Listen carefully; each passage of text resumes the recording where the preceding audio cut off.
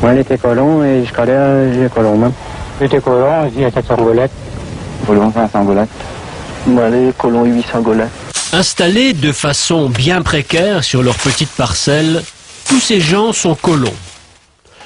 Au beau milieu des années 70, ce mode d'exploitation archaïque est encore le lot de milliers de familles.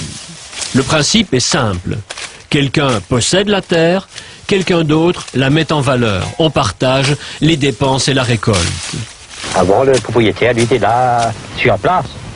Là, il faisait descendre à nous la quoi. Il disait nous, il va comme nos cannes, 13 jours, va s'arranger comme ça.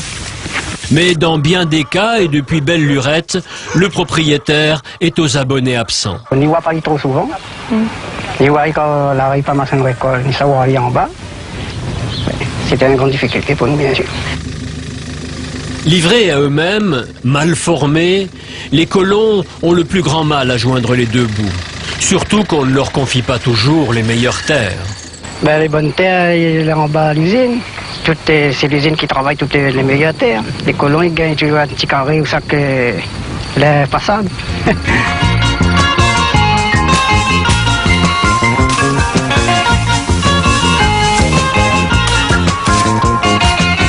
Ce que les colons supportent peut-être le plus mal, c'est de ne pouvoir prendre aucune décision en ce qui concerne leur culture.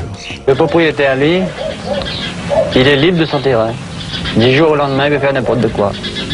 Tandis que moi, c'est pas du tout.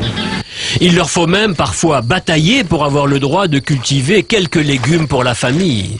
Et c'est tout juste s'ils sont propriétaires de la petite case plantée au milieu de cette terre qui n'est pas à eux et dont ils doutent de pouvoir jamais l'acheter. Ma mère reste colon parce qu'il m'a pas d'argent pour acheter un petit terrain. Parce qu'on ne peut pas acheter un morceau de terre. Heureusement, le colonnat a été progressivement remplacé par le fermage, où l'exploitant, locataire de la terre, a toute liberté pour la mettre en valeur selon ses idées. Et surtout, beaucoup de propriétés ont été rachetées par la SAFER, qui a permis à de nombreux colons de devenir propriétaires.